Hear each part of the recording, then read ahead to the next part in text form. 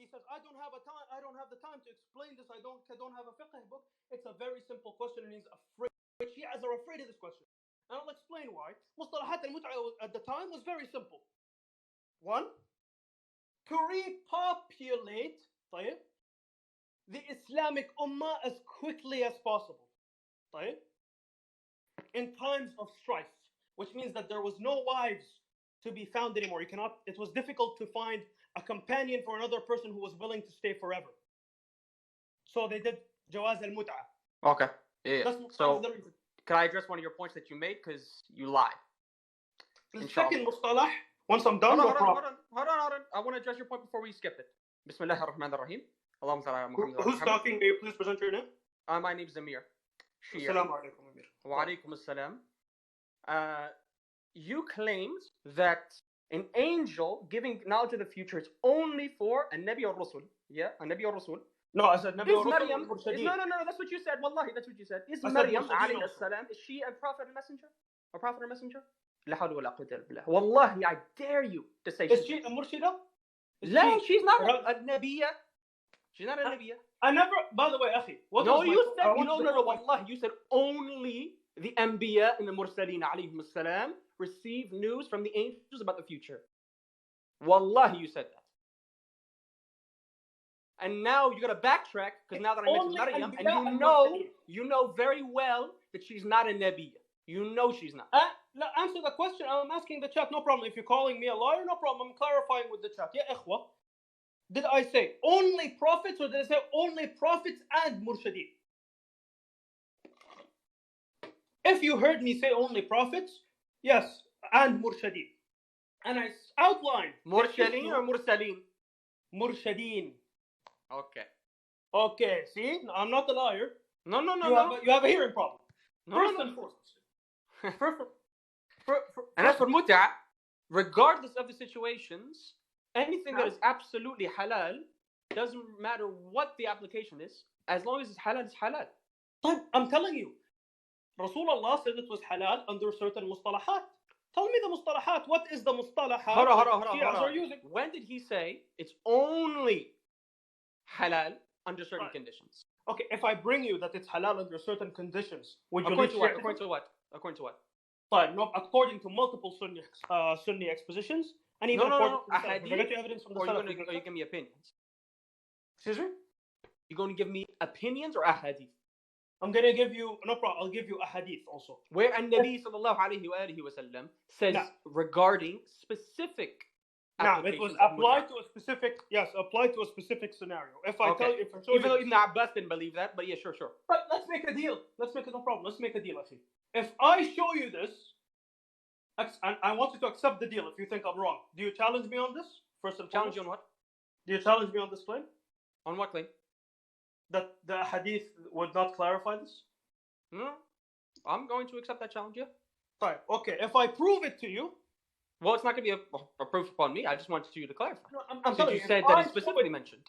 I don't want you to lie. I want you to mention where it's mentioned. No problem. If I show it to you, I want you to condemn any imam in your Shia ideology. No. That's not the challenge. The challenge, that's not the challenge. Wallahi, I didn't say that. Wallahi, I said that you made a claim, and I said, I want you to prove it from your ahadith. Yes, I'm telling you. You can not for me, deny the but in order to substantiate that it's not a lie. Listen, okay, no problem. I'm telling you. I will show you. So I don't have to insult my imams, and I don't have to consider them liars. I'm telling you, listen, irregardless, I'll show you the evidence. I'm only asking you something additional. I'm saying if I show you that it's muharram, it's not a hujjah upon me. If I show you that it's muharram, no, it's a hujjah. If you show something that's not a hujjah upon me, then why would I condemn my imams? Because I'm asking you. No problem. You can deny it if you want to. You can say no. No, because it's not a hujjah upon me. I'm asking you. You made a claim. And I'm just asking you to prove it from your ahadith. This is irrelevant from the point you are taking now. So much time out of just being afraid. No, because what you made the claim was, I want you to. I'll tell you. Regardless, I will show you. Regardless, no, that's what you said. You said you want me to curse my imams for a hujjah upon you, not upon me. Listen, this is the problem. See, now you talk too much, but you don't listen, just like last time. You said, oh, no, you said, wallah, you said this, and you swore. And then turns out you were wrong. Yeah. Now, I'm going to repeat. Okay, listen very closely, because this time you're gonna swear and then you're also wrong again. But it's okay. Okay, yeah, go ahead. In Shiaism, it's okay. You can swear on whatever, no problem. Swear on Ali, swear on No, Allah, it's not. whatever. I don't know where you're at. That's So, definitely a and lie. foremost- No, that's definitely a lie. First and foremost, if I show you this evidence, and this is a request, this isn't hujja عليك, nor is this a qanun عليك, nor is this an order for you. This is simply a request, an additional request. If I show you that mut'a was actually muharram outside of the scenarios in the ahadith, would you condemn whichever imam in the 12 Shia imams that directly said mut'a is halal today? No. Because the ahadith are going to quote are not going to be a hujjah upon me in order to condemn, which means if it's a hujjah upon me, then of course I would condemn those who disagree. But because it's not a hujjah upon me, I will not condemn something that I don't accept. Or I will not condemn somebody for somebody I don't that accept. Ali agreed. Ali, according to what? Your books? Yeah, yes. I'm sorry that Ali So agreed. that's Would you still not a would you hujjah upon condemn? me. I just Ali isn't a hujjah upon you? I just told you it's not a hujjah upon me.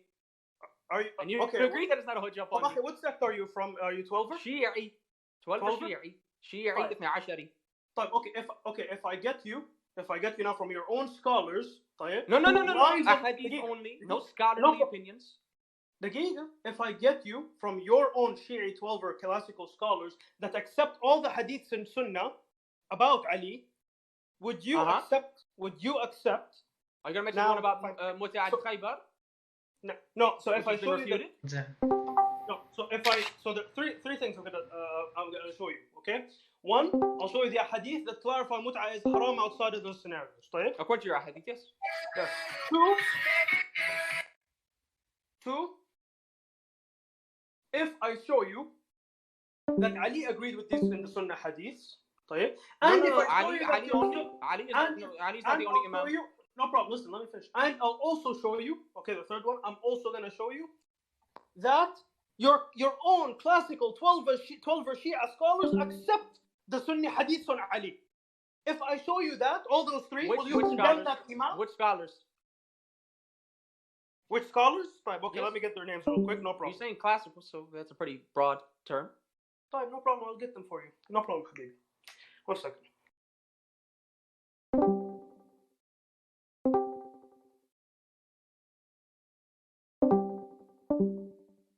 Hey, Amir, Hey, salam alaikum. are you willing to discuss with Sly further? Are you good? I have no issue, yeah. Okay, yeah, because I want you just go as long as you don't interrupt and peace discussion, so everybody in here can learn, you know. But yeah, go on. Inshallah. Well, I'm gonna wait for him. I'm not going to speak until he brings his claims. Yeah, let him provide his evidence, and then you can elaborate.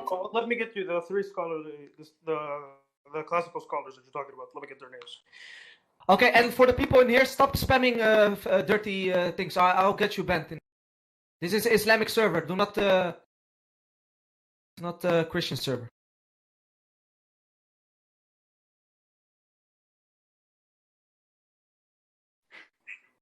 And if there's any other Shia who wants to elaborate, let Amir finish. And if Amir wants to pass it to a different Shia, or if Sly agrees with that, then let us know in the chat.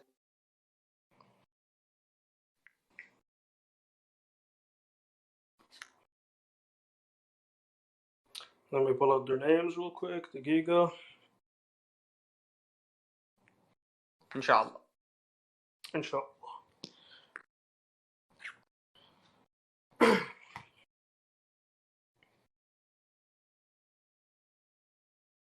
Okay. Al-Najashi, Al-Majlisi. Majdi is not classical, but okay. You don't believe No, Al-Najashi I'm just saying he's not a classical scholar, but go ahead. طيب, you don't believe Al-Najashi is a classical scholar? No, I'm talking about Majdi. You mentioned Al-Majlisi. I'm clarifying that Al-Majlisi is not a classical scholar. طيب, okay, I brought you three scholars, no problem. I brought you Tussi, Al-Najashi, and Al-Majlisi. Okay. If I show you that Al-Najashi agrees with every Sunni hadith about Ali. When what does he give specific reasons for why he The agrees? authentic one in Sahih Bukhari and Sahih Muslim. No. I'm asking you. Does he give reasons for accepting them? Naam, he says the narrations are sound. According to what? According to the Sanad and the Matan. You have the same thing for your hadiths. What do you mean? What Sanad?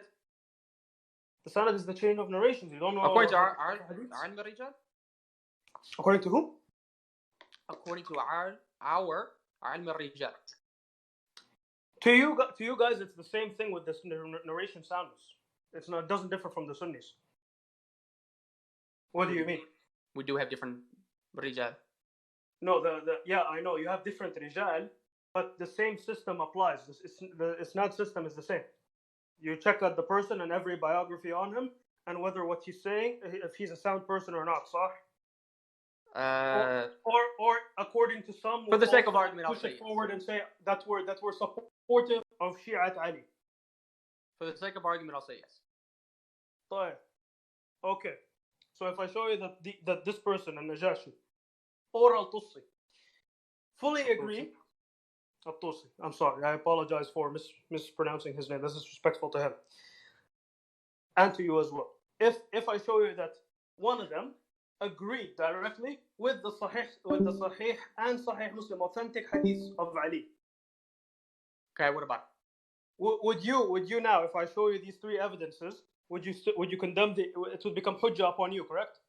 You're going to show me Al-Najashi saying it, Al-Tusi saying it, and either Al-Najashi we'll say Al-Majlisi as well. I'm not sure which one said it, but one of them definitely said it. No. One opinion doesn't matter. That's not how Shia works. We don't just say a scholar said it and then it's a hujjah. No, meaning. So you don't. No, I'll give you an example.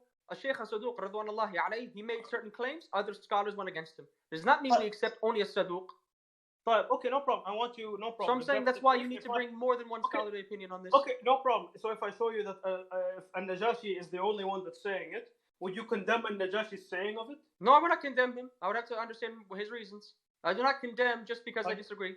But if I show you his reasons and his reasons perfectly announce what I've just told you, would you condemn? Okay, what about?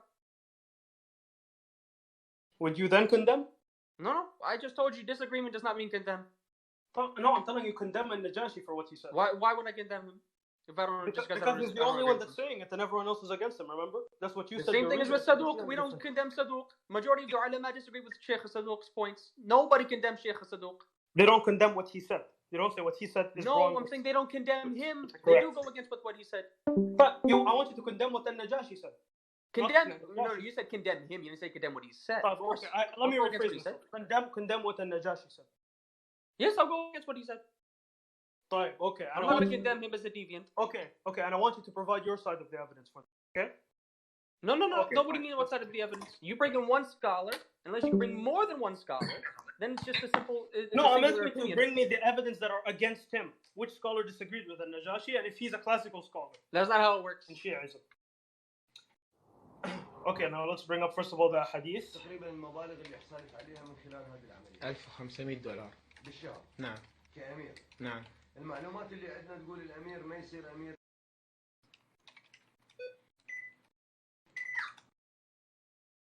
بلاكتوس. What? طيب.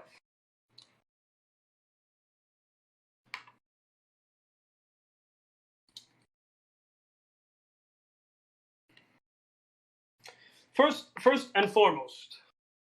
طيب.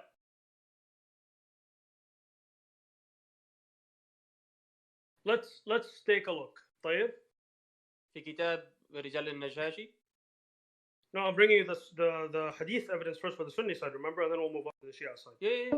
No, I'm saying, but are you going to bring Al-Najashi's quote from his book of Rijal? Yeah, no problem. No, I'm asking if that's where you're going to bring it from. I'm just curious. Oh, what? For the Shias? For specifically Al-Najashi saying. Al-Najashi saying? Yeah. Are you going to bring it from his book of Rijal? I'm not sure, but I'll get you where he said it. Okay. Inshallah, it's actually one of his books. No problem. Does it need to be in one of his books? Can it be something that he said and it was widely accepted by everyone at his time? But why would it not be in one of his books if that's what he said? Or at least in another scholar's book? Yeah, well, Najashi doesn't walk and write everything he says. What do you mean he has a book of Rijal? I'm assuming because that's a book of Rijal, it would be pretty clear that he's identifying certain chains that are acceptable based on Rijal, because that's the issue, is Rijal. Does he accept asanid that are consistent with your sect? But if he doesn't clarify it here and he says it verbally, is that a problem for you? What do you mean verbally? So he says it and people document that Al-Najashi has agreed with this and this and this. No. I'm asking you from where are you going to bring a Najasi statement? I don't know the exact name of it, but I'll bring it up. No problem. It's gonna be sound. I'll send you the link too. Don't worry. It's not like some random 2007 website. Don't worry. طيب? Okay. Can I begin with the Sunni side now in terms of the bid'ah? طيب. Okay. First and foremost, from the Sunni evidence, what the Shia base directly of the interpretation and understanding of mut'ah permissible is they quote from Surah An-Nisa chapter 4 verse 24. طيب? And they say this verse indicates mut'ah is permissible, and this was even clarified by many Shia scholars, majority of Sunni ones, including by the way, the Ayatollah. Now, they say is evidence, and what is meant by that phrase, you have enjoyed sexual relations equals mut'ah. طيب? No, I'm saying, do you disagree with that? What, that this verse is talking about mut'ah? Yes. Yes, I disagree with that. You know why? Why? طيب, okay. Because narrated Bukhari by Al-Bukhari 4889 and Sahih Muslim in 1468, the joy of marriage is expressed here by the word enjoyment, of whom you enjoyed sexual relationship with. A similar instance occurs in the Sunnah also in the hadith of Abu Huraira, according to which the Messenger of Allah ﷺ said, woman is like a bent rib. If you try to straighten her, you will break her. If you want to enjoy her, then enjoy her while she still has some crookedness in her. Narrated also by Sahih Bukhari. But what does it have to do with the ayah? Because I'm assuming you're bringing a tafsir of the ayah from these hadith. Yeah, notice what he says. He says, the joy of marriage here is expressed by the word enjoyment. Sahih? Yeah. Okay, so I want you to bring these quotes from Bukhari. As you said, it's from Bukhari. Right, okay, here you go. Let's pull it up. Where do I post this?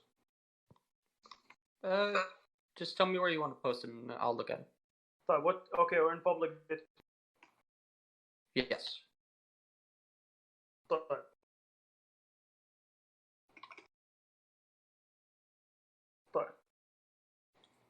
Okay, what about this? So, I've read the hadith. طيب? Yeah, what's the hadith that you're mentioning that is a tafsir of the ayah specifically explaining that this is ta'atum? You didn't even let me finish the entire thing. No, I'm asking because you said this was a hadith. Yeah, this is a hadith. So Sahih Bukhari, Sahih Muslim, they're muhaddithin obviously.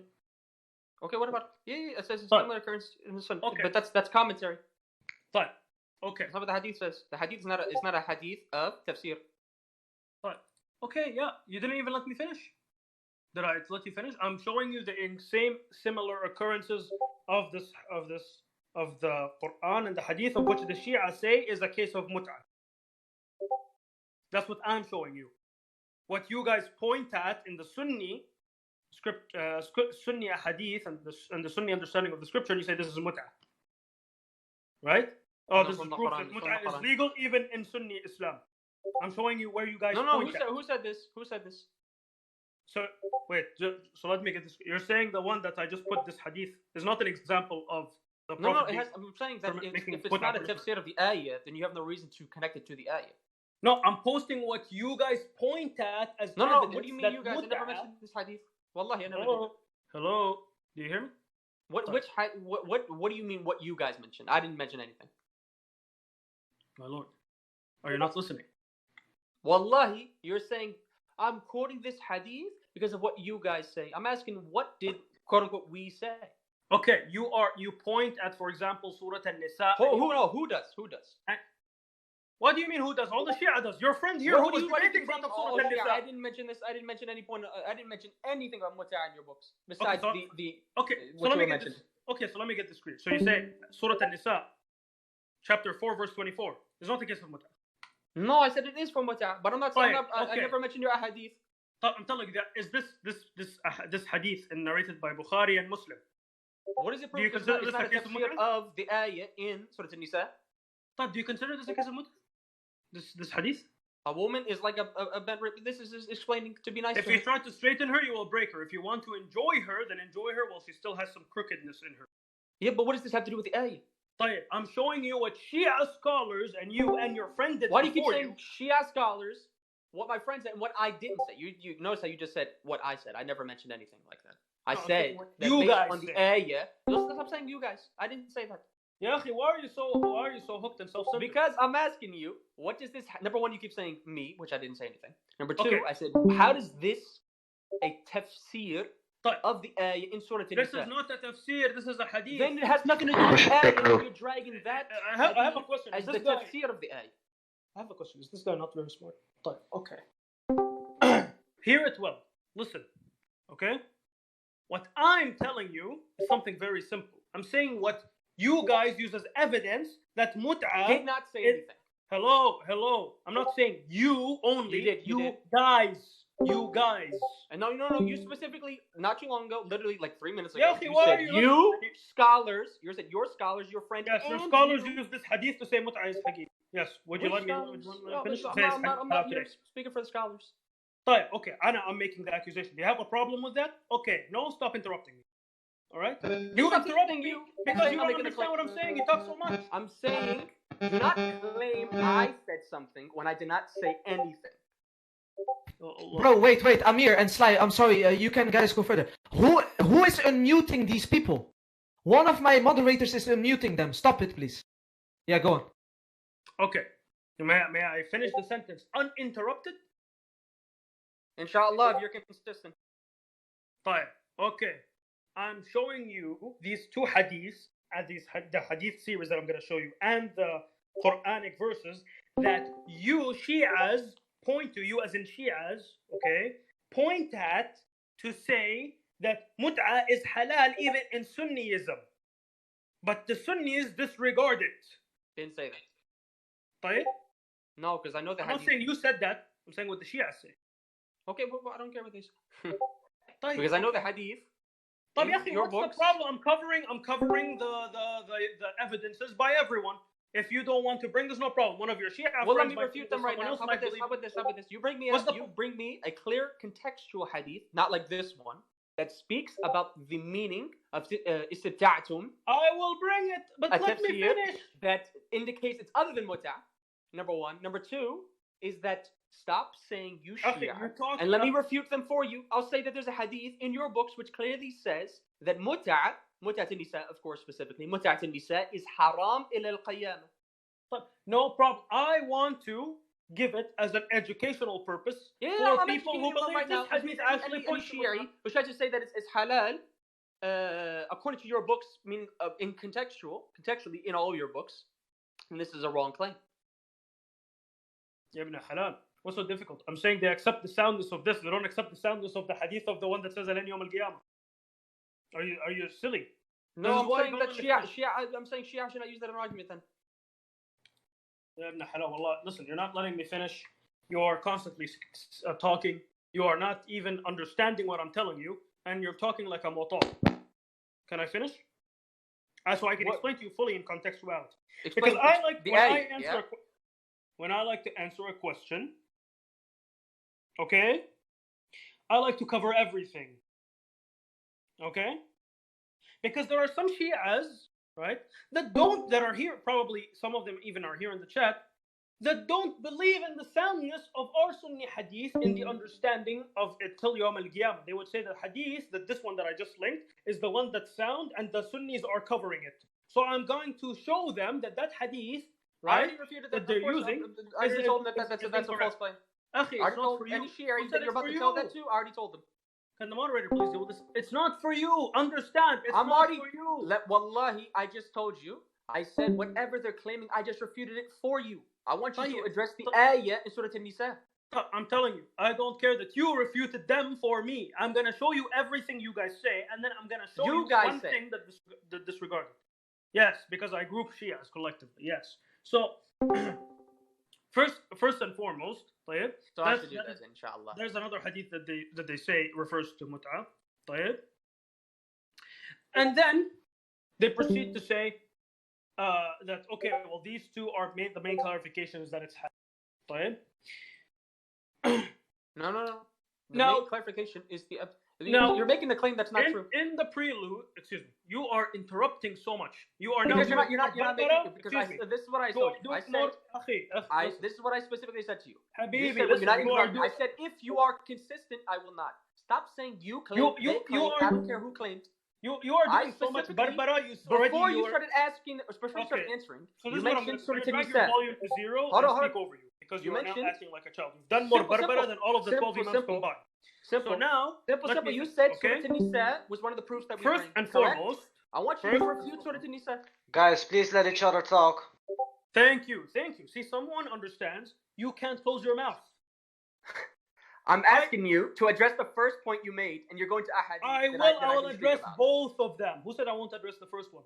You mentioned the ayah in Surah An-Nisa. You are talking, so here's the problem. You are talking, and you're not going to address the ayah in Surah An-Nisa. Because you said that was the point. That was the first I said I'll address both of them, but he's not listening. Everybody listen. Address it first. Listen. Amir, what do you want? Simple. I asked him numerous times. He mentioned as one of the main arguments that we used is the ayah in Surah An-Nisa. No, yes. And also the hadith. Yes, and I said don't bring a hadith that you can already refute the point from. I said stick to the ayah. I already refuted that according to your book. I'm not bringing them for your case only. What do you understand? I'm not bringing them for your case only. Stop being self-centered. I already said for them. I didn't say for me. I said for them. So what is the self-centered here? Right. Okay. So Yasin, since you literally you're not doing anything, I'm gonna drag his volume to zero and answer it. Okay, because the guy is being ridiculous. He's talking. The guy. I'm asking you a simple thing. I said address the ayah. He spoke so much. He spoke so much. He outdone all the kutub that the 12 imams wrote. Okay, let Sly finish, and then if he didn't answer your question at the end, I will tell him again to answer your question. Okay. Thank you, Yasin. Thank you. Okay, everybody, let Jihadist finish his topic, and then Amir can reply back. Thank you, Akhi. Okay, so these two things the Shias use to interpolate and say, listen, well, no, mut'a would be halal, right? Now, here's the issue: is that the thing is, Allah Himself, right, in the Quran, right, prior to this verse, is mentioning the woman whom a man is forbidden to marry. Then He mentions what is permissible for him, and He commands the man to give the woman he marries her mahar. Okay? He gives the mahar. That's number one. طيب? So it's already causing an issue with mustalahat al-mut'ah. Why am I giving mahar? That's number one. Number two, the mahar here actually is referring to ajr, lit dues or wages. It does not refer to the money which is paid to the woman who is engaging in the mut'ah, in the contract of mut'ah. Mahar is referred to ajr elsewhere also in the book of Allah. Like for example, Surah Al-Ahzab, chapter 33, which is chapter 33, verse 50, says, O Prophet, Ya Rasul, verily we have made lawful to you your wives to whom you have paid their mahar, bridal money given to their husband, to his wife at the time of marriage. It would be clear if Allah is talking about the mahar of the money that He's giving during mut'ah, He would make it clear. Because He would say you have paid their mahar, right? Not pay, or not do mahar. You cannot do mahar, right? You have to give the mahar. You have to pay the mahar. Allah would be very clear in this in the Quran. So now, let's say, for example, with the hadith that I liked, the hadith explanation of it, and this is what's gonna end up refuting that, is that this hadith is explaining, right? And they say, well, no, these mean this and these mean this. Hadith is actually a prelude. It's explaining what Surah An-Nisa is directly prescribing, because it was at the event during that happened, and it's a similar instance that occurred in the Sunnah in regards to Surah An-Nisa, so you can extrapolate and understand what the meaning of that verse is, which says, woman is like a bent rib. If you straighten her, you will break her. If you want to enjoy her, then enjoy her while she still has some crookedness in her. And the point being, it directly says the following words. طيب? The mahar, right, in the Arabic, right? And I could show you this because it's in different forms. Anyone who speaks Arabic properly would understand that it's in form 4. Form 4, when it's not an appositional word in Arabic, mahar, it no longer means money. It means dues or the wages that you give her for certain work. Right? So he's talking about, now as we clearly see, This isn't talking about mut'a. This is talking about jawari. Why am I paying this person a wage? She's not a slave, right? I have a mut'a contract with her. I only give her mahar once and that's it. Why do I have to keep giving her mahar? Because it's not mut'a. Mut'a contracts are one mahar, at least qanuniyan, right? The issue would be that you're giving her wages. You're now constantly giving her. Now, let's take a look in terms of Ibn Abbas, right? Or for Ibn Abbas in terms of the Ali, right? It's narrated from Ali that he heard. That Ali is the one that narrated this, right? Heard Ibn Abbas permitting mut'a marriage. And he said, wait, O Ibn Abbas, for the Messenger of Allah forbade it on the day of Khaybar and also forbade it the meat of tame and donkeys. طيب? And the reason for that is that the mustalahat were no longer acceptable. And I'll tell you the mustalahat and why this idea that mut'a is halal today is contradictory to the mustalahat. طيب? Would you like me to address any of the points that you made? Oh yeah, sure, you can go ahead. Inshallah ta'ala. So, first and foremost, you said regarding the mahar, I'll just address that point real quick, and how Allah did make it clear with regards to mut'a. So let me ask you, is mut'a done with a jariya or a free woman? Is it done with a slave woman or a free woman? Mut'a? Mut'a. According to who? According to your sect? What do you mean? What Do you need to marry the slave woman? Hold on. Do you have to marry the slave woman in order to have sex with her? Or can you just have sex with a jariya? With a jariya? No, Yes. you can have sex with a jariya. Ma malakat aymanukum. MashaAllah. The same way, and Nabi sallallahu alayhi wa sallam, in the ahadith where it mentions he commanded his companions, they had sex with slaves. They didn't have sex with free women, number one. So that means mut'a specifically can be done with even slave women. So you see that there's no need to mention the mahar, because with the slave woman you don't give her mahar even in mut'a. Yeah? طيب. See? Okay. That is one example. Okay, wait. Another example. Hold on. Wait. I just want to address that point. May I address that point, please? First point. You made 100 points. I want to address all of them. I don't want to forget. Okay, no problem. You can address. You're right. I'm sorry. I don't want to forget them because inshallah I'm already. Go ahead. Yes, go ahead, please. Yeah, let him finish. Yeah, Amir, address your points and then Sly can reply back. Inshallah. So, what you were mentioning with Allahu A'lam. I'll help. I'll remind you of the point. I spoke about I spoke about also the Khaybar hadith. I spoke about the understanding of the secondary hadith that you refuted the Shi'as on. Let me address that. Let me address the hadith in Khaybar. Now, when did Ali alayhi salam, when did he tell Ibn Abbas about this about when it was forbidden? When did he do this? When? Yes. When did Ali tell him that this was forbidden? Okay, I'm gonna have to look at the date that was stamped by Sahih. Okay. You can address that. So the reason why I asked this is because we know that there's a hadith where it actually says that the companions enjoyed mut'a during the khilafah of Abu Bakr and, of course, as we know, part of Umar's khilafah. The argument here is if it was so obvious that mut'a was haram after Khaybar, why would Abu Bakr, Khalifat al-Rasulillah, sallallahu alayhi wa sallam, why would he be so ignorant of such a ruling and not forbid it, as Umar al-Khattab did later on? Okay. Would you tell me that Abu Bakr allowed haram? He allowed zina in Medina? Would you like to address the other points, or do you mind if I address the 2 points? No, I want you to answer this question real quick, and then you can go point by point. Because the mustalahat apply. Which is why I asked originally when I first came in, what are the mustalahat? Hold on, but there was a slave woman that, there was a specific, it wasn't even a slave woman. There was a specific woman that Umar forbade a man from marrying in mut'a, and she was a free woman. Meaning that it doesn't even have to be with slaves, and people just did it. Not out of which is now addressable to the first point. I will address the second point, I will address the first point, which is why I said, may I address them? Yeah, so I'm implying that it's not out of necessity. Okay. First, the second part is very simple. Because the mustalahat applied at the time of Abu Bakr. Because the mustalahat, this is why when I came in at the beginning, I asked for the mustalahat. Because if the Shi'as are saying, okay, we have mut'a is halal, the mustalahat need to apply. Otherwise, there would be no reason to do it. It would be haram. The mustalahat would not apply because the Rasul, we believe, adda al-amana. right? So we don't believe that the Rasul would say something that would then be changed, right? Or in terms of the Khulafa al-Rashidun would say something that would then be changed at the end.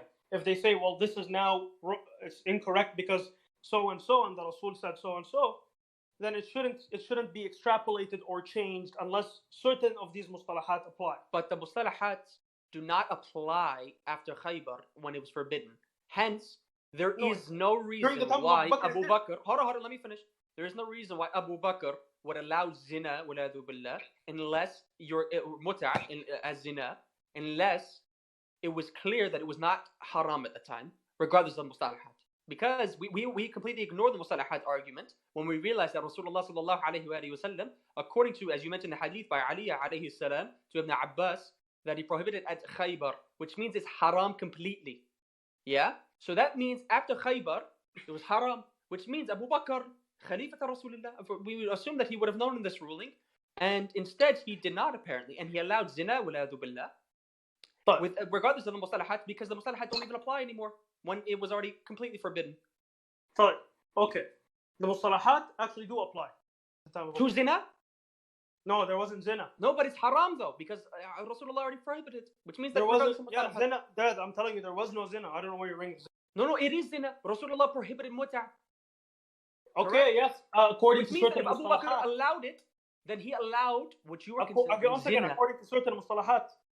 No, mustalahat don't even apply anymore. Because no, we agree on the mustalahat. You think the mustalahat is changing? You think the Rasul changes? I'm saying the mustalahat does not matter in the situation because it was made complete haram by Rasulullah at Khaybar.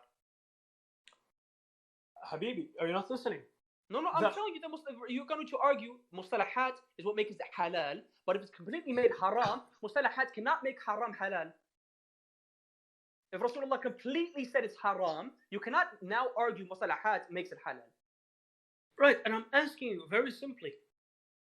It's very simple. What do you Again, the mustalahat would apply because the Rasul not to the time of Khilafah Abu Bakr. The Rasul halalha under certain mustalahat. No, we're not talking about Rasulullah. I'm specifically mentioning. You said the Rasulullah. You brought the hadith. No, hold on. Yes. I said this is what I said. I'll rephrase. I'll literally readdress what I said. I said we both agreed that the hadith about Ali alayhi salam telling to Ibn Abbas, he argued with him on the forbidding of mut'a based on the hadith of Rasulullah sallallahu alayhi wa sallam. Okay. Forbidding it at Khaybar, which means that the mustalahat only apply before Khaybar and they cannot apply after Khaybar where it's completely forbidden. And I'm telling you, during the Khilaf of Abu Bakr, these mustalahat cannot make this absolute haram halal if Rasulullah completely declined any chance of it being halal. Okay, which means the mustalahat, which are to make it halal in specific situations, as you were claiming, cannot apply if Rasulullah completely made it haram. Okay, and I'm telling you, right, the Rasul halalha under certain mustalahat.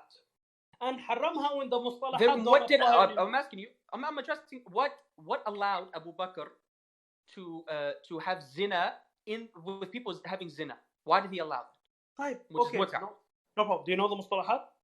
No. I just refuted that cannot apply because it was made completely forbidden at Khaybar, which means there is no mustalahat to make it halal. It was completely forbidden at Khaybar because the mustalahat no longer apply. That's why it was forbidden. Then why? So you're agreeing that the mustalahat don't apply anymore. No, you're agreeing with me that Allah Rasulullah sallallahu alayhi wa sallam, he completely forbidden it at Khaybar. Thus, during the Khilaf of Abu Bakr, you're telling me Abu Bakr the mustalahat reapplied. Yes. No, so they cannot reapply. An example of Rasulullah, you cannot reapply what Rasulullah did not reapply. Unless you're going to argue that after Khaybar, I directly told you that there was... Hold on. Are you telling me... because it's going back and forth and this is going to take 50 I'm going to ask you one more time. Did Rasulullah absolutely forbid mut'a at Khaybar? Under certain mustalahat, yes. No. Just not say. You don't like the answer I'm giving you. That's your problem. Simple, because Ibn Abbas, according to what I've heard Sunni scholars say, they say that Ibn Abbas was already aware of the mustalahat, and that's why he still believed it was halal until Ali addressed him about the hadith of Khaybar. Which means Ibn Abbas, when he would speak about mut'a, he would, as you're claiming, he would do the mustalahat to say it's halal. However, because of Ali. Yasin, can I please? Because the guy is not letting me answer the question. Okay, guys, I have to listen. Look, I'm gonna give you one more chance to let me speak. If you keep interrupting like Okay, this, Jihadist. Okay, nobody interrupt. Jihadist, answer your question again, and let Amir reply back. Do not interrupt each other. It's not working. Just let each other finish. Look, I'm more than willing to debate with you, but this is the final chance I'm gonna give you. If you're gonna interrupt me while I'm trying to answer the question, then I'm not gonna debate with you. I'm just gonna leave. I'm not going to waste my time. So first and foremost, I'm telling you, طيب, the Rasul حرمها, okay, and حللها under these مصطلحات. We agree on this. I told you these مصطلحات no longer applied at the time of Khaybar, which is why it was muharram. Okay? Then the مصطلحات applied again at the time of Abu Bakr, which is why it was allowed again. Then it continued like that until Umar ibn Khattab, in which he militarized the ummah heavily, and now after this militarization, the mustalahat no longer apply, because as you know, during the militarization there are multiple hadiths on this, that many people got married also. And you can take a look at the hadith where Umar even reiterated what the Rasul said in terms of coming back from the war to now the war to the jihad at home, right? Which is the reference to jihad al-nafs and jihad al-akbar and jihad al-asghar, which both Sunnis and Shias agree with. Okay. So I'm explaining to you that these mustalahat at the time of Abu Bakr were applicant. Why? You're saying, okay, why? Because a lot of the ummah were not getting married with each other. When these things happen, this is a mustalah that applies. Okay. I'm gonna address the slave thing also. Okay. Do you want me to now respond?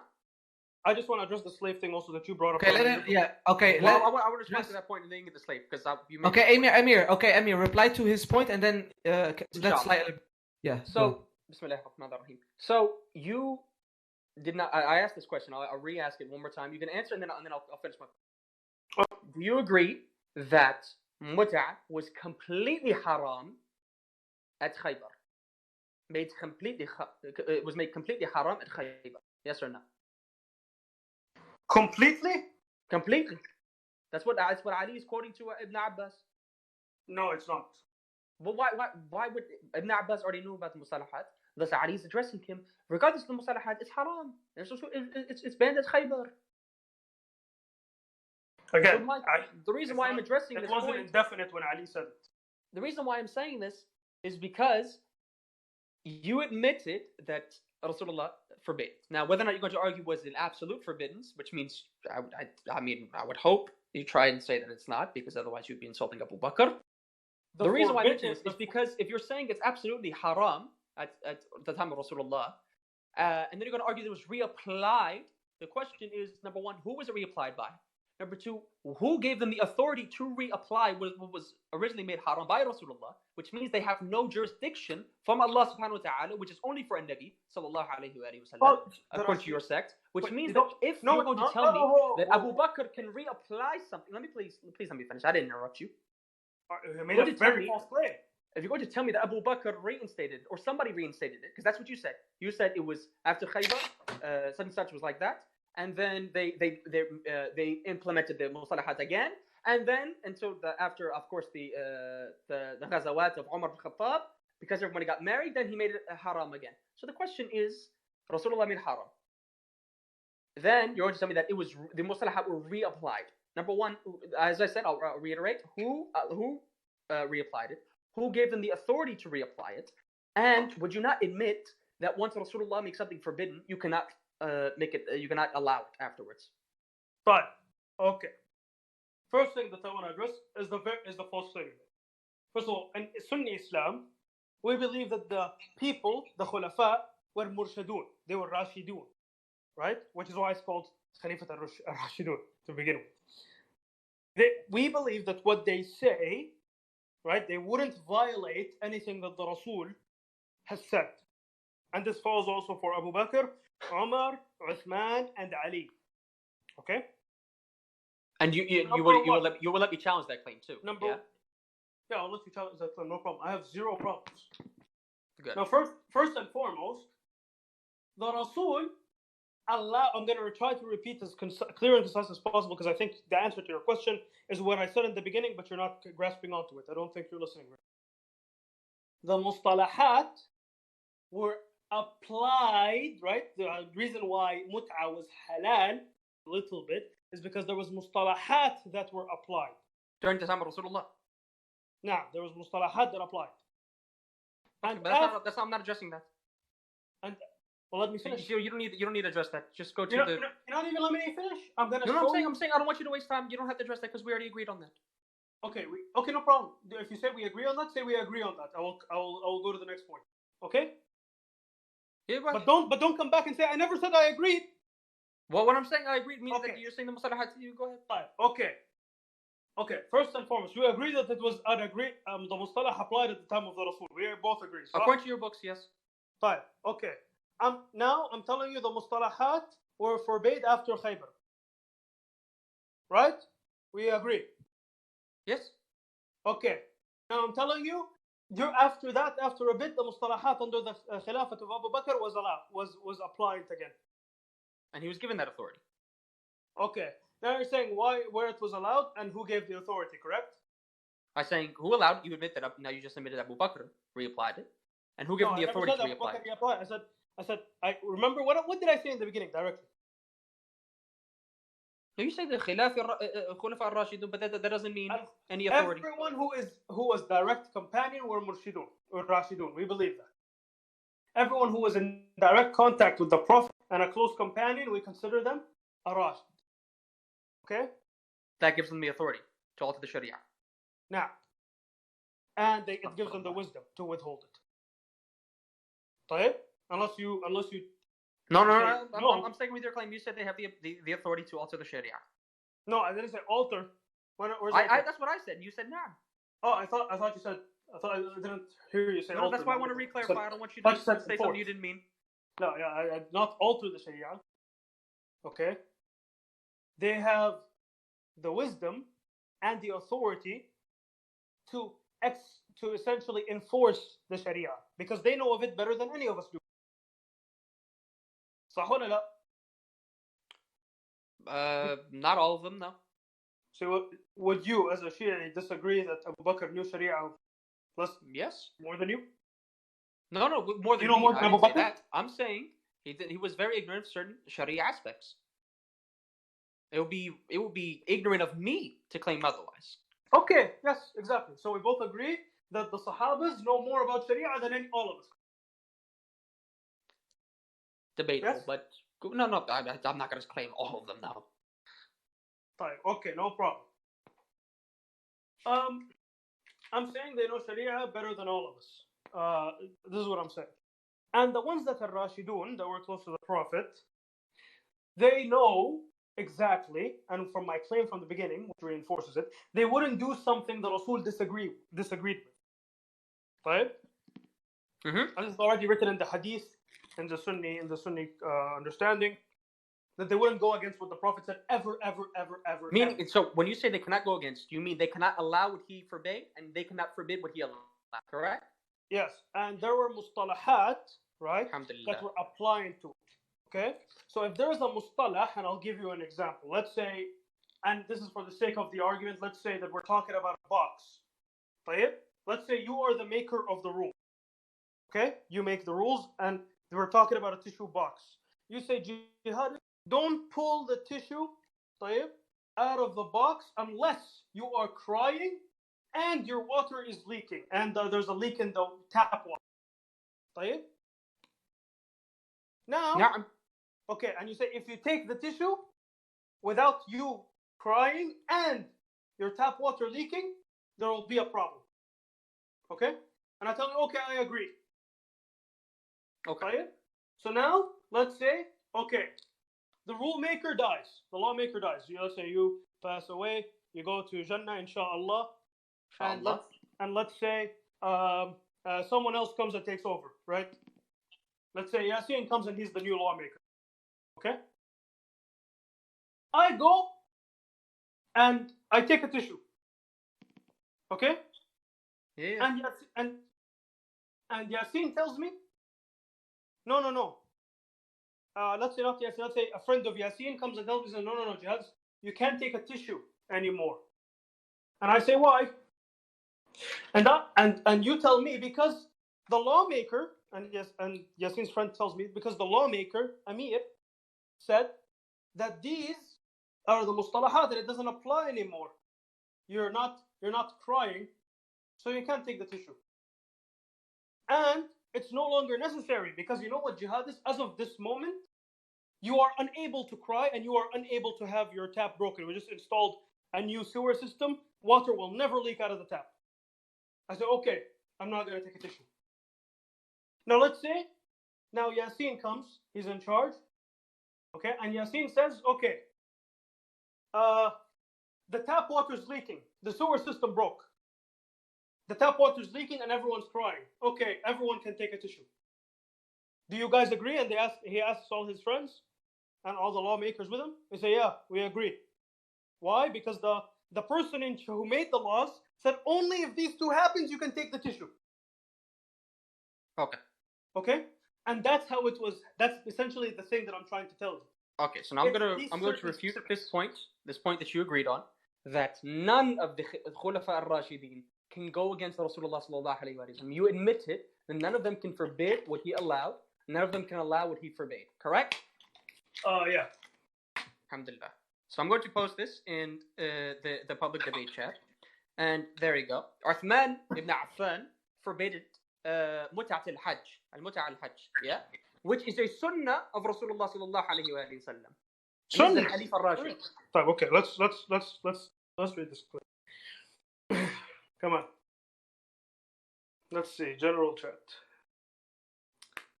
No, not general chat, public debate one. Debate one? Okay. Let me see. And I even made sure I clarified that Khalif al-Rashid cannot go against Rasulullah. He cannot forbid what Rasulullah allowed. And I'll give you the ahadith as well that say that mut'at al-hajj is a sunnah of Rasulullah. And it was not forbidden by Rasulullah. No problem. Let's read it together. Ali and Uthman performed Hajj, and when we were partway there, Uthman forbade tamattu'. Ali said, when you see him setting out, set out with him, saying Talibu for Umrah. Ali and his companions recited the Talibiyah for Umrah, and Uthman did not forbid them. Ali said, have I not been told that you did? Ali said to him, did you not hear that the Messenger of Allah did? He said, of course. Okay. One last time. Okay. So my argument is... And you're talking about Mut'at al-Hajj, right? Mut'at al-Hajj. Uthman ibn Affan, it says here, it says clearly he forbade it. Even if he did not prevent people from doing it, it says he forbade it. Meaning he considered what is a sunnah haram. And as we know in the Quran, whoever forbids what Allah made permissible, what are they? Okay. Done? No, I'm asking you. Is that the ruling on them? That the individual who forbids what Allah has made permissible is a zalim. Who forbids what the Rasul made permissible? What Allah and His Rasul sallallahu alayhi wa sallam. What Allah made permissible and He says it's halal. Which means if Allah ta'ala... You can't make synonymous. You can't make Allah and the Rasul synonymous. What do you mean? Ati'u Allah wa ati'u Rasul. Obedience to Rasul is obedience to Allah subhanahu wa ta'ala. Yeah, Otherwise Allah ta'ala will not say ati'u Allah wa ati'u Rasul. I don't disagree with you. So thus, if Rasul... But Allah, for example, I'll give you an example. Hold on. No, is onions halal? Not hear that the Prophet did it. That's a sunnah then, correct?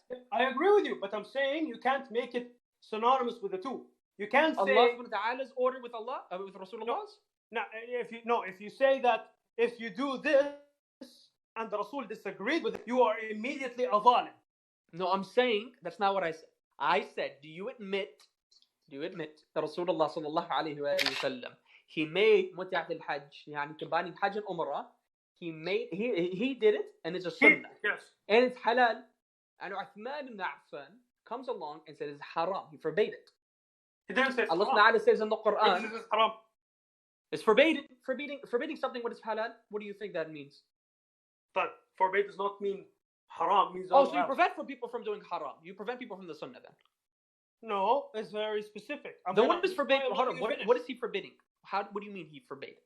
This is why I'm letting you finish, because I want you to make your entire point, because this is the easiest refutation I've ever heard of. The easiest. Okay.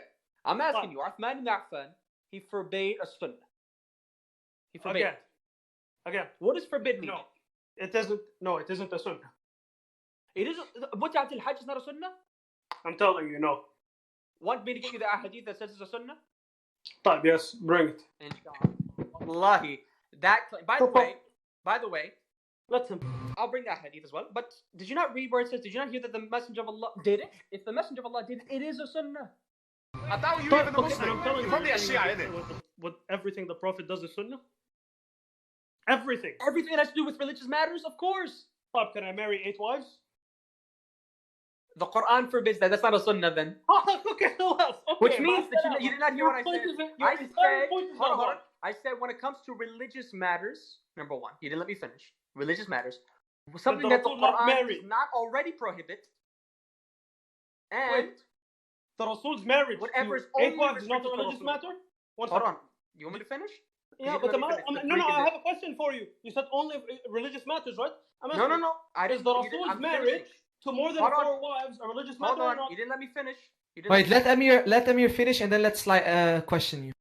I said religious matters. That's number one. Number two, I was going to continue. Number two is whatever Allah SWT specifically made forbidden, or whatever Allah SWT specifically only reserved for the Prophet ﷺ, such as his wives or marrying without mahr. Which means you cannot do that just because the Prophet did that unless Allah allowed it for everyone.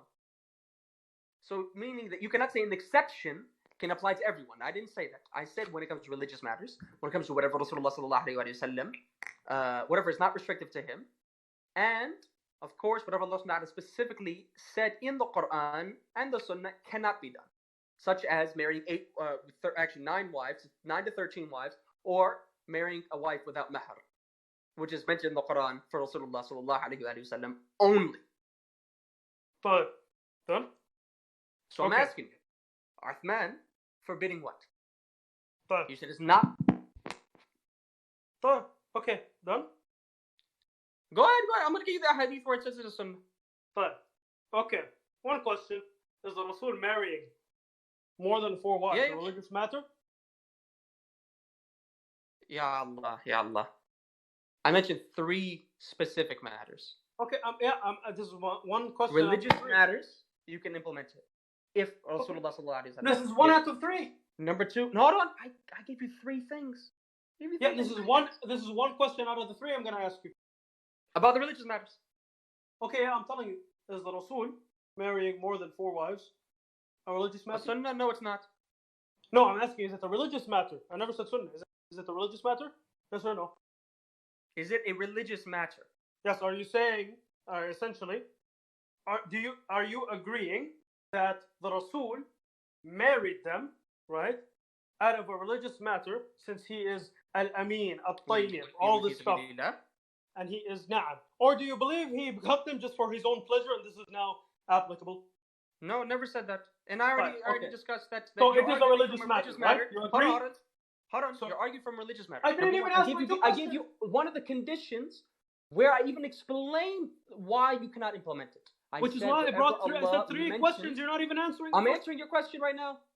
Yes or no? It's yes or no. It's not a yes or no question. I'm asking you a yes or no question.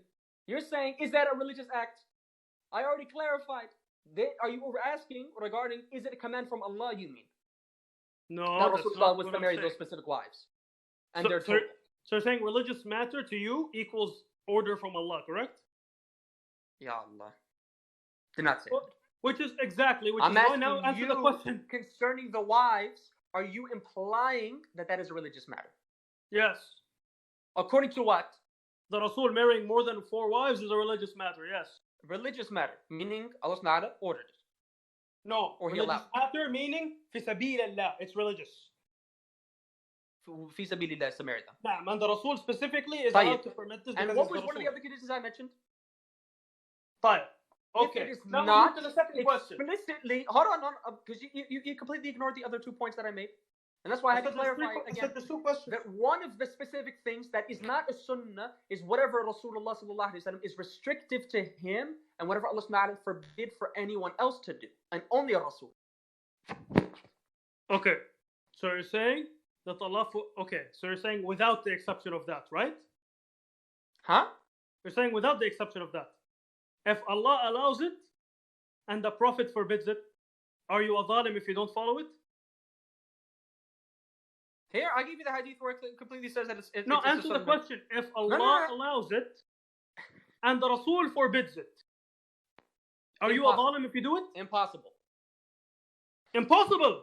Yes, the Quran says, "Atiyu Allah wa atiyu Rasul." Whatever the Prophet said is what Allah said.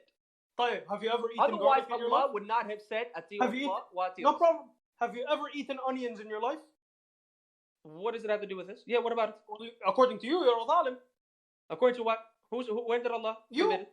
According to you, No, where did Allah forbid it? I'm telling you, Allah made it halal. The Rasul forbade it. Where did He forbid it? Okay. And why if did I He show- forbid it? If I show you the hadith exactly where he says No. the word forbade. Hold on. You see how you're saying Allah made it permissible, but the Rasul made it forbidden. No. Which means Nah. whatever the Prophet made forbidden, it's only because Allah made it forbidden and told him to make it forbidden. So that does not apply. You cannot So say Rasulullah. What you're doing is that's committing kufr. No offense. Probably shouldn't Actually, say that. completely You're no. implying that Because Rasulullah you don't made understand forbidden Sunni fiqh. Okay. what Allah made permissible, meaning He's going against Allah. Okay. Which Done? we already know Incorrect. Rasulullah does not do that.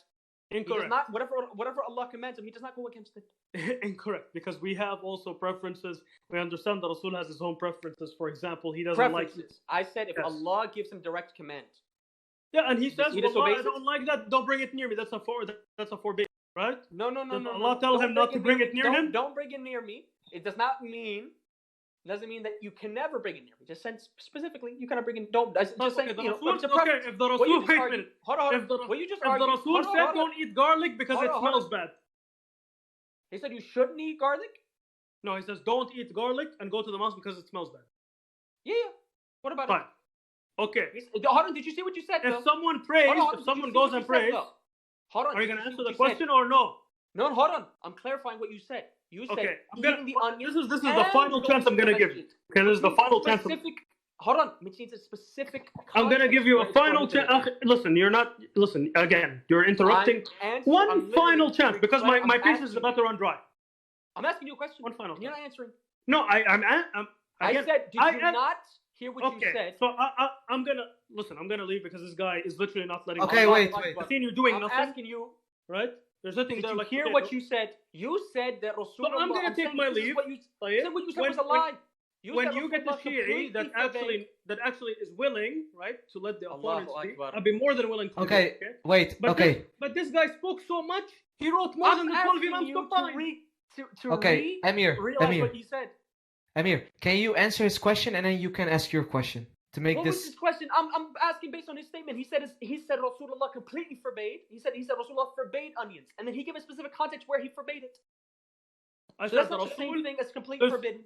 Okay. I'm Okay, telling wait. you. Which means you asking me, have I ever eaten onions? Has nothing to do with me eating onions and going to the masjid.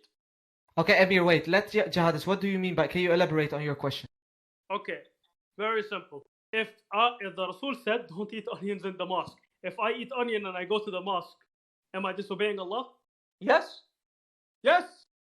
Okay, bring me your source from the Sunnah. You said according to Sunnah, right? Bring me What the do you source mean? from the Sunnah. that Hold I'm on. disobeying Allah. You straight up said, if the Prophet said that, is it forbidden? Yes, of course. If the Prophet said it's not allowed to do that, then it's not allowed to do that. Okay, Is and the I'm Prophet telling you, playing it's not games with us? considered haram. It's considered makruh. No, what you You don't even said. understand Sunni fiqh. You're not answering what I said. Okay, I want you to tell me why does the Prophet say Allah. don't eat Would onions? you let in me the mosque? finish? You asked me a question you want me to answer. No, Okay, let well, Amir- I actually said I want I have 3 questions to ask you, and you interrupted And you me. didn't. By the with first way, one. I'll answer this question, and then you're going to address the hadith where it says it's a sunnah, which means it's going to go against you later on. Yeah, where it says Okay. that mutat al-hajj is a sunnah. Is this guy not listening? Fine, okay. First of Allahu all, Akbar. Yeah, I'm asking you that you're going to address this. Yeah. if you don't interrupt me and you let me ask you the questions and you answer them, yes. You said it was not a sunnah.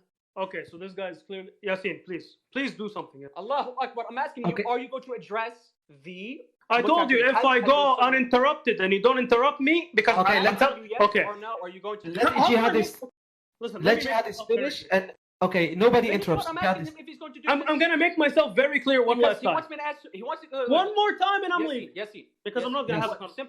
Simple. Assalamu Yes. alaikum. I'm gonna go. I'm going to speak to because this Yassine. guy's not letting me. Yassine, I'm asking him, is he going to, after I answer his question, is he going to address the hadith about the sunnah of Mutat al-Hajj? Because he earlier said it was not a sunnah. He said it was not a sunnah. So I'm asking him, is he going to address his claim that it's not a sunnah when in his own books, in Sahih Muslim, and I provided the hadith, where it specifically says, this is the sunnah of Abu al-Qasim, Mutat al-Hajj, or at-Tamata', which is combining Hajj and Umrah, which Uthman forbade, which is a sunnah, and he admitted by his own word that it's not a sunnah, meaning going against his own ahadith, which is sahih. So I'm asking him, is he going to address that? I don't think that's such a difficult thing, before I answer his question, to ask him if he's going to address a claim he made. I don't think I'm being unfair. I said I'll answer your question, and I'm asking him nicely, will you please address the claim you made earlier? And of course, he made. By the way, I made that before. He made that claim before he asked the 3 questions. Yeah. So that takes preference over his 3 questions. Yeah, I think he left. You know, he did it. I'm speaking directly to you. I'm not speaking to him. Because the individual, you see, the thing is that he doesn't like when people interrupt him, but he interrupts day and night. And when I ask him, is he going to address a point that he made earlier versus points he's trying to throw upon me now, I said, are you going to address here? Anybody can see that I quoted the hadith perfectly. It says, exactly, I performed at-Tamata'. And as we know, the other hadith that I posted by Uthman ibn Affan said he forbade at-Tamata', yeah, which is combining Hajj and Umrah. And earlier, jihadist, or whatever you want to call this individual, specifically, wallahi, he said, no, it's not a sunnah. Show me where it's a sunnah. And I provided it. Yeah, I think we should end this then and do it the next time. He said that he says that you're not answering his questions. Wallahi, I'll repeat myself again. I said, if I answer one of your questions, can we go back to my point and then I'll answer the rest? Wallahi, he did not want to do that.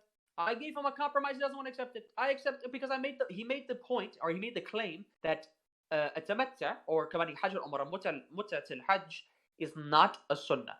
So he made that claim. I said, if I bring a hadith that says otherwise, will you accept it? And he didn't. Of course, he didn't answer that.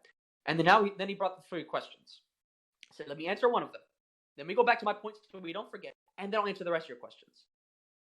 He didn't want to do that. What he wanted to do is he wanted to ask me a million questions. And when it comes to addressing his points, he wants me to wait an hour until he's done finished talking, and then I have to try and remember his points. Half of them, which are, to me personally, don't affect me.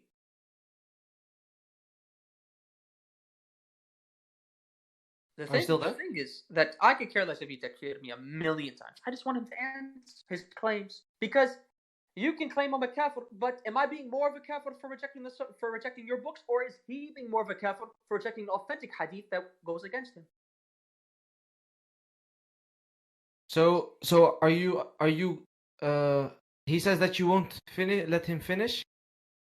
Wallahi, I was asking a clarification, and the individual, before even letting me finish, says, I'm not answering.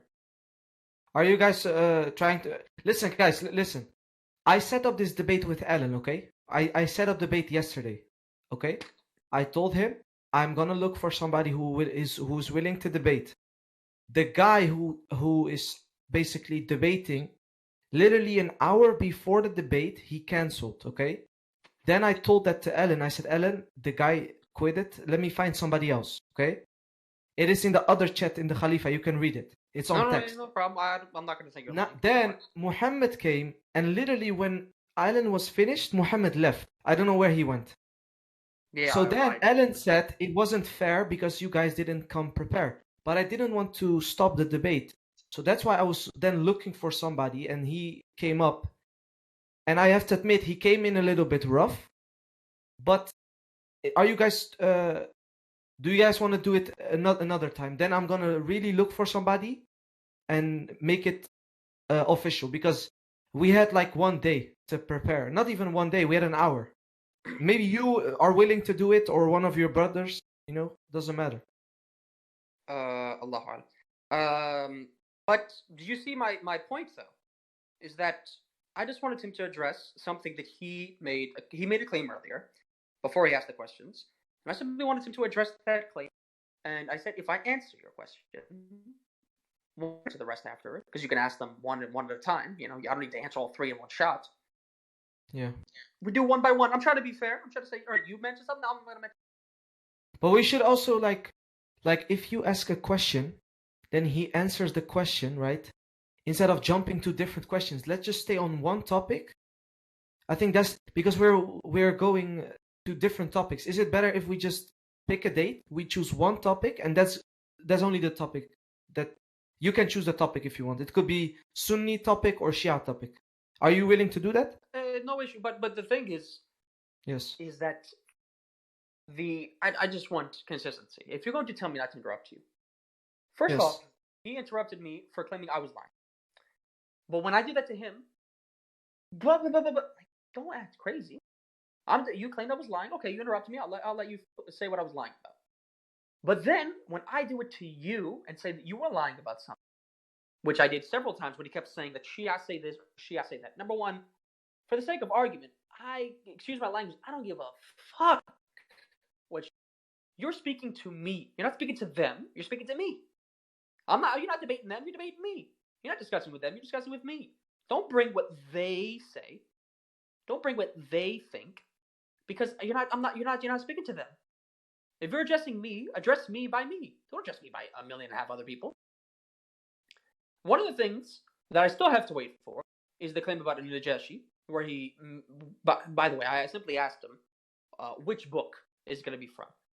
The unfortunate thing is that he seemed so confident. I just simply asked, which book are you going to bring it from? I said maybe Rijal al-Najashi, because that's a book of Rijal, and the discussion about al-Najashi was that he was confirming Sunni Asanid, which is obviously has to do with Ilm al-Hadith and Rijal. And I simply asked him if it was going to be from the book, that al-Najashi authored of Rijal. And he said, oh, I don't know the book. I'll get it for you. How are you going to get me something from a book you don't know? And he said, well, if I just get his quote, or somebody quotes him, number one, he changed his claims.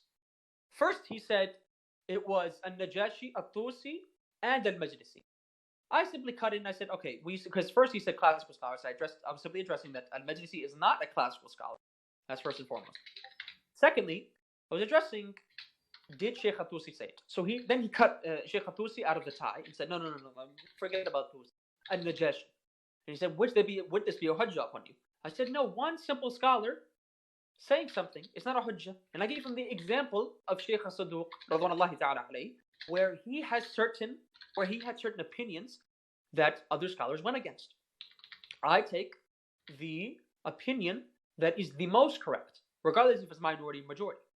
From Sheikh al-Saduq, radwanullahi ta'ala alayhi, from his opinion, it was clear, based on the refutations that were made against him by specifically Sheikh al-Mufid, radwanullahi ta'ala alayhi, that his opinion was rejected and people obviously went against it.